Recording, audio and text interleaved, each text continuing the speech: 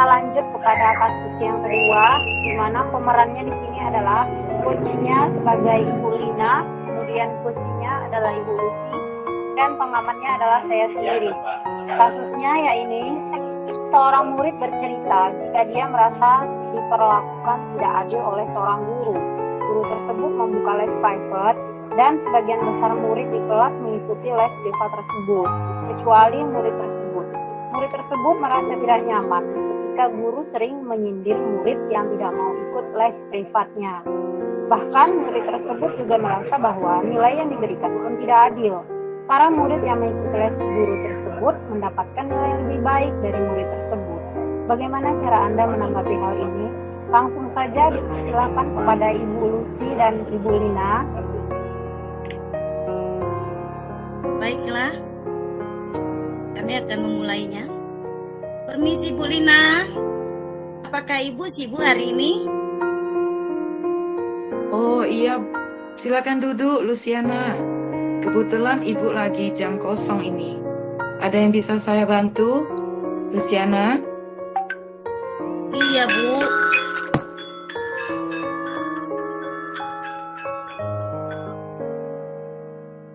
Iya Bu, saat ini saya membutuhkan seorang yang bisa membantu masalah yang saya hadapi. Terima kasih ya Ibu, sudah bersedia membantu saya. Baiklah, jadi apa nih yang bisa Ibu bantu? Dan apa yang akan kamu capai dari hasil diskusi kita hari ini? Sebenarnya sih, saya hanya ingin dapat solusi dari masalah saya, Bu. Oke, baiklah. Coba kamu ceritakan ke Ibu. Apa yang kamu rasakan saat ini? Saya itu masih bingung, Bu. Kenapa saya begini? Saya ingin tahu apa penyebabnya. Saya merasa saya tidak nyaman di dalam satu pelajaran. Dalam pelajaran apa itu ya? Entahlah Bu, apa yang membuat ya? Nggak tahulah Bu. Apa yang membuat kamu merasa tidak nyaman ya? Begini Bu, saya merasa kalau saya itu tidak diperlakukan adil oleh guru matematika. Selain itu, guru tersebut selalu menyindir saya, Bu, karena saya tidak mau ikut les privat di kelasnya. Terus, saya juga merasa kalau nilai yang diberikan itu sepertinya tidak adil, Bu. Di mana teman-teman yang ikut les privat mendapat nilai 100-100. Sementara saya jauh di bawah KKM-nya, Bu. Oh, jadi kamu merasa tidak nyaman karena mendapat sindiran-sindiran dari guru tersebut karena kamu tidak ikut les privat di kelasnya. Dan kamu juga merasa bahwa nilai yang kamu peroleh tidak adil bila dibandingkan dengan teman-temanmu yang ikut les di kelas les privat guru tersebut. Apakah seperti itu? Iya benar, Bu. Seperti itulah, Bu, yang saya rasakan saat ini. Oke, baiklah kalau begitu. Coba kamu jelaskan ke Ibu. Apa kira-kira yang menjadi alasan untuk tidak ikut les di privat matematika tersebut ya, Luciana? Ini loh, Bu. Alasan saya sesungguhnya orang tua saya itu tidak ada biaya untuk ikut les. Di samping itu kan Bu, saya juga harus membantu orang tua. Saya berjualan kue setelah pulang sekolah. Wah, rupanya begitu ya. Jadi kalau Ibu boleh menyimpulkan, kamu ini tidak ikut les, bukan kamu tidak mau. Sebenarnya, akan tetapi kamu itu tidak ada biaya dan waktu yang cukup untuk mengikuti. Dan juga kamu kan juga harus membantu orang tua berjualan setelah pulang sekolah. Benarkah seperti itu, Nak? Iya benar, Bu. Seperti itulah, Bu, pengalaman saya sehari-hari. Baiklah, kira-kira ada lagi tidak yang menjadi alasan yang membuat kamu tidak nyaman di kelas? Tidak ada, Bu. Itu saja. Nah, kira-kira untuk beberapa hari ke depannya, untuk hasil diskusi kita hari ini, apa yang akan kamu lakukan, Luciana? Nah, ini, Bu. Saya bingung, Bu. Karena ada beberapa hal yang akan saya lakukan. Oke, dari beberapa hal yang kamu lakukan tadi, kira-kira hal yang mana yang menurut kamu menjadi prioritas pertama? Pertama, saya akan menemui Pak Rudi, guru matematika saya, Bu, untuk berdiskusi dengan beliau bagaimana agar saya bisa lebih nyaman dalam pelajarannya. Saya akan menceritakan bagaimana pengalaman saya sehari-hari, sehingga saya pun memang masih kurang mengikuti pelajaran matematika. Karena waktu saya banyak tersita membantu orang tua saya, Bu. Kemudian yang kedua, saya akan membuat jadwal dengan Pak Rudi, Bu. Bila bersedia, saya hanya dapat mengikuti les hanya 1 kali dalam seminggu, Bu. Karena itulah kemampuan saya, Bu.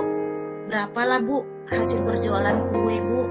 Itulah yang saya harapkan, Bu, untuk membayar uang les saya. Iya, Luciana, saya sangat paham keadaanmu. Nah, ini keren sekali ya. Untuk itulah langkah-langkah yang harus kamu lakukan ya, sayang. Ibu suka dengan hasil capaian diskusi kita hari ini. Lalu, komitmen apa yang akan kamu lakukan untuk menjalankan rencanamu? Ini, Bu. Hari ini, Bu, saya akan menemui Pak Rudi setelah pulang sekolah dan menjelaskan kepada Bapak tersebut tentang kendala yang saya hadapi, mengapa saya tidak bisa ikut les privatnya. Mungkin saya juga akan menanyakan apakah Pak Rudi bersedia menerima saya menjadi murid-muridnya dengan pertemuan sekali seminggu atau memberi diskon kepada saya, Bu. Mana tahu ya Pak Rudi merasa kasihan lihat saya, keadaan saya dan orang tua saya. Iya, benar sekali, Luciana. Saya sangat setuju dengan kamu. Siapa tahu Bapak itu memberi kamu keringanan untuk kamu dapat les dengan beliau. Jadi, Ibu ingin tahu siapa yang dapat membantu kamu untuk menjalankan rencana kamu ini? Tentunya orang tua saya, Bu. Saya berusaha menyampaikan ini nanti kepada mereka segera setelah saya tiba di rumah, Bu, dan minta dukungan dan persetujuan mereka agar saya bisa mengikuti les matematika dengan Pak Rudi. Nah, ini ide yang baik sekali ya. Kamu pasti bisa. Namun, jika kamu menemui kendala lagi, silakan menemui Ibu lagi ya, Nak, untuk menindaklanjuti rencanamu ke depannya. Baiklah, Ibu. Terima kasih ya, Bu, atas waktu yang sudah Ibu berikan kepada saya, sehingga saya terbantu untuk menyelesaikan masalah saya sendiri, Bu. Ya, Luciana, sama-sama. Semangat ya, Nak. Semoga apa yang kamu harapkan dapat terwujud. Ya, Nak. Amin, Bu. Terima kasih ya, Bu. Sama-sama. Saya mohon Hati-hati. izin ya, Bu. Ya, hati-hati ya, Baik, Nak. Bu. Iya, Bu. Terima kasih. Ibu juga hati-hati. Ya, Nak. Ya, baiklah. Itu tadi adalah aksi yang telah diperankan oleh Ibu Lina sebagai coach dan Ibu Lucy sebagai coachee. Di sini saya sebagai pengamat yang telah mengamati dari kasus 2 yang telah diperankan oleh mereka. bahwasannya kalau menurut saya itu sudah termasuk ke dalam tirta, di mana diskusinya sudah mengalir seperti apa adanya. Di mana dari coaching yang menurut tirta itu tadi sudah disampaikan tujuannya, ada di situ tadi dikatakan bahwa coachnya mengatakan bahwa baiklah, jadi apa yang bisa ibu bantu dan apa yang akan kamu capai dari diskusi hari ini itu merupakan tujuan dari diskusi yang diskusi 2. Nah, kemudian tadi juga lanjut kepada identifikasi bahwa coachnya tadi mengatakan, coba kamu jelaskan apa yang menjadi alasan untuk tidak ikut les private. Nah, di situ coach memberi pertanyaan-pertanyaan sehingga terjalin komunikasi antara coach dengan coachee. Nah, di situ ada umpan balik dan serangkaian pertanyaan yang membangun dalam menyelesaikan permasalahan sehingga coachee merasa terbuka terhadap si coach tadi. Kemudian ada juga tadi di situ rencana aksi, bahwa coach mengatakan kira-kira untuk berapa hari ke depan untuk hasil diskusi kita hari ini apa yang akan kamu lakukan. Nah, itu merupakan rencana aksi yang dilancarkan oleh coach kepada coachee. Di situ juga coachee sudah memberikan rencana aksi, dikuatkan dengan komitmen atau tanggung jawab terhadap coach. Di situ juga ada kata-katanya bahwa coach mengatakan itu adalah langkah yang baik yang kamu lakukan. Namun komitmen apa lagi yang akan kamu lakukan untuk menjalankan rencana kamu ini? Nah, itu adalah hasil amatan saya kali ini untuk diskusi 2.